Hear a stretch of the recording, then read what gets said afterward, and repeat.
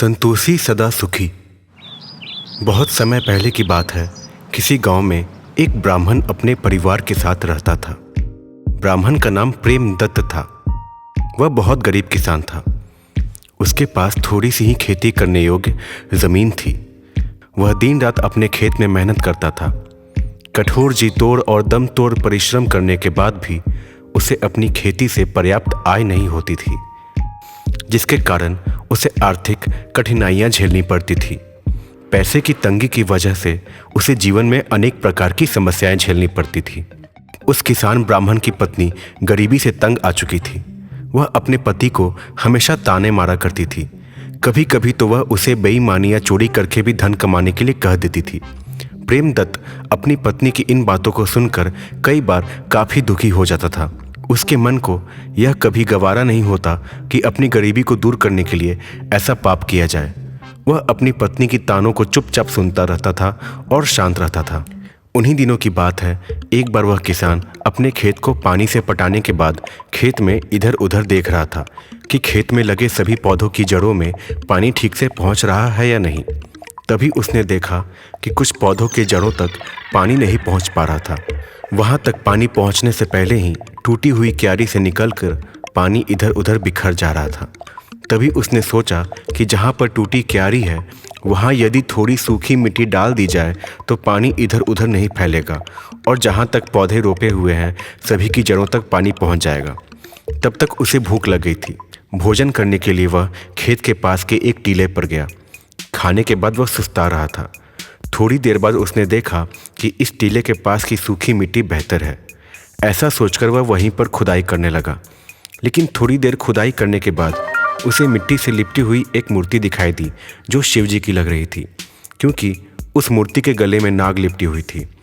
उसने सावधानी के साथ उस मूर्ति को बचाते हुए निकाल लिया और टीले के पास के वृक्ष के नीचे रख दिया। वह मूर्ति काफ़ी चमक रही थी। प्रेमदत्त को वह मूर्ति चमत्कारी लग रही थी। उसे ऐसा लगा कि खेत में पड़े इस देवता को अनदेखा करने और इनकी पूजा नहीं करने के कारण ही उसे गरीबी का श्राप लग गया है और उसकी गरीबी दूर नहीं हो रही है। प्रेमदत्त ने उस मूर्ति को देखकर सोचा कि यही मेरे देवता हैं और इसकी पूजा जरूर करनी चाहिए। ब्राह्मण ने ऐसा सोचकर उसी वक्त पत्थर से बनी उस मूर्ति को पानी से खूब रगड़ रगड़ कर धोया और साफ कपड़े से पोंछकर पेड़ के नीचे एक ईंट पर वस्त्र बिछाकर उस पर मूर्ति को स्थापित किया और उसकी पूजा करने का निश्चय किया। प्रेमदत्त उसी वक्त अपने घर जाकर स्नान करके नए शुद्ध वस्त्र पहनकर पूजन सामग्री और प्रसाद चढ़ाने के लिए भोग पदार्थ लेकर टीले पर स्थापित शिव जी की मूर्ति का खूब मन लगाकर देर तक पूजा अर्चना की और भोग लगाया। वह उनसे बोला कि हे देव, मैंने आज तक कभी आपकी पूजा नहीं की है। शायद इसी कारण से मेरे परिश्रम का उचित फल आज तक मुझे नहीं मिला, लेकिन आज आपको देखकर मुझे ऐसा लग रहा है कि मुझे आज से आपकी प्रतिदिन पूजा करनी चाहिए। आज से मैं आपकी प्रतिदिन पूजा करूंगा और आपके लिए उत्तम पदार्थों का भोग लगाऊंगा। इस तरह पूजा अर्चना करने के बाद फिर शाम में अंधेरा होने पर वह घर लौट गया। फिर जब अगली सुबह वह किसान प्रेमदत्त अपने खेत के पास के टीले पर से स्थापित की गई शिव जी की मूर्ति के पास भोग लगाने के लिए बर्तन को मूर्ति के पास से उठाने गया तो वहां आश्चर्य और खुशी से झूम उठा। उसने देखा कि उस भोग लगाए गए पात्र से भोग पदार्थ गायब थे और वहीं पर उसे मूर्ति के पास में ही एक स्वर्ण मुद्रा पड़ी हुई दिखाई दी।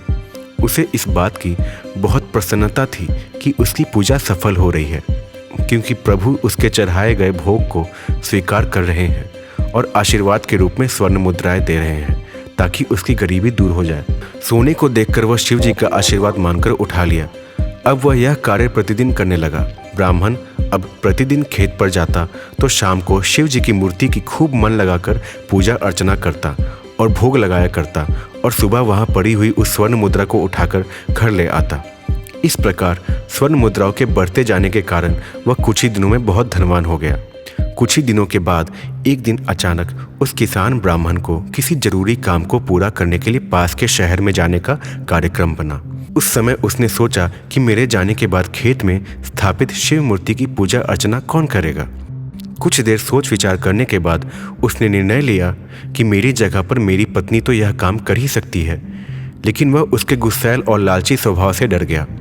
वह जानता था कि उसकी पत्नी को पूजा करने में मन नहीं लगता है, फिर भी वह क्या करता।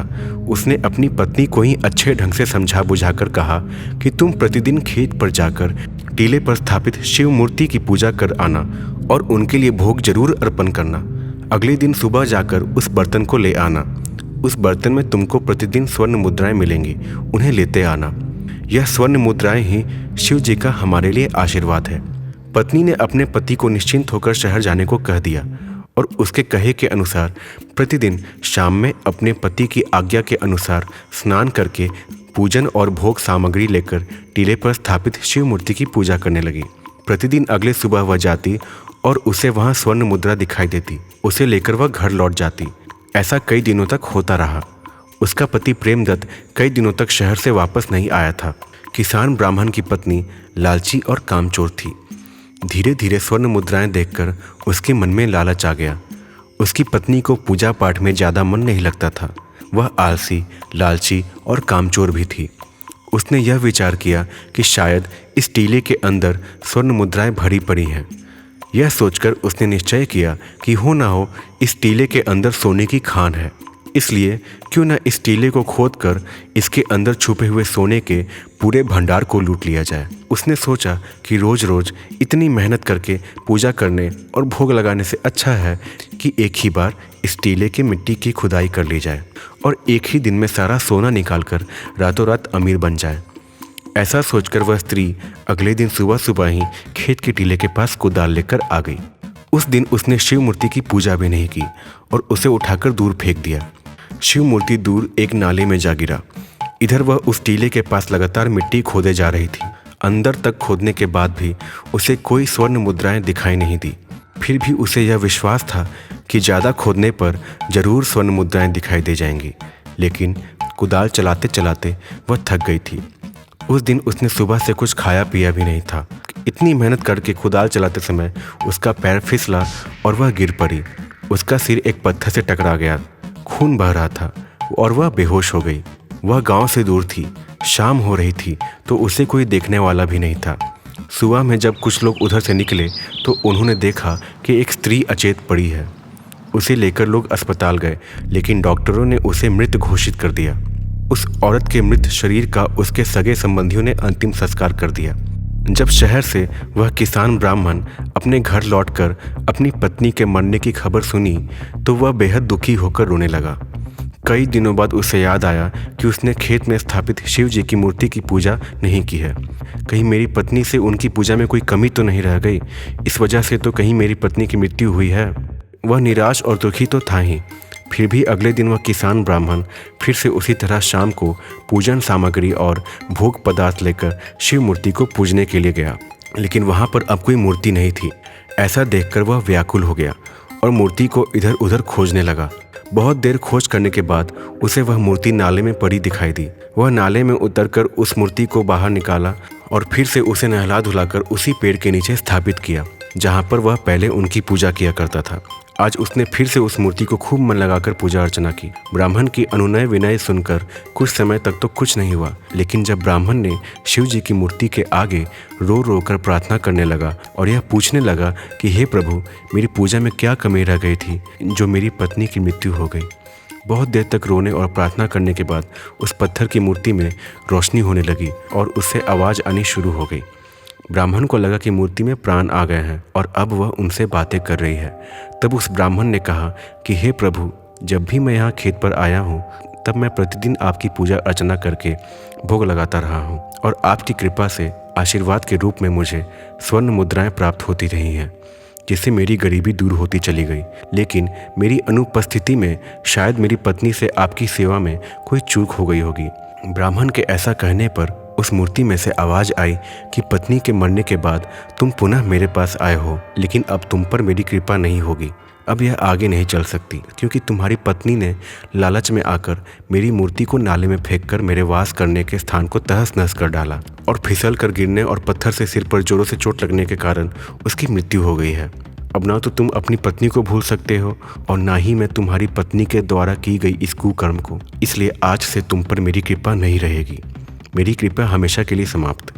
मूर्ति के ऐसा कहने पर ब्राह्मण ने मूर्ति से अनुनय विनय करते हुए कहा कि मेरी पत्नी को उसके कुकर्म की सजा उसे मिली है, लेकिन आप मुझ पर अपनी कृपा बनाए रखिए। ब्राह्मण नम्रता के साथ शिवमूर्ति से क्षमा याचना कर रहा था, लेकिन शिवमूर्ति इतना कहकर मौन हो गई और उसमें से रोशनी आनी बंद हो गई।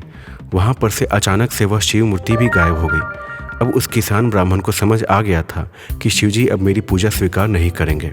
शिवमूर्ति की बताई हुई इन कड़वी किंतु सच्ची बातों को सुनकर उस किसान को अपने पत्नी की मूर्खतापूर्ण कार्य और उसकी मृत्यु का दुख हुआ और इस बारे में सोचते सोचते वह अपने घर लौट गया। इस कहानी से हमें यह शिक्षा मिलती है कि अधिक लालच करना बुरी बला होती है। लालच का परिणाम हमेशा बुरा होता है और हमें हमारे पास जितना कुछ है उसी में संतोष करना चाहिए, तभी जीवन में हम खुश रह सकते हैं।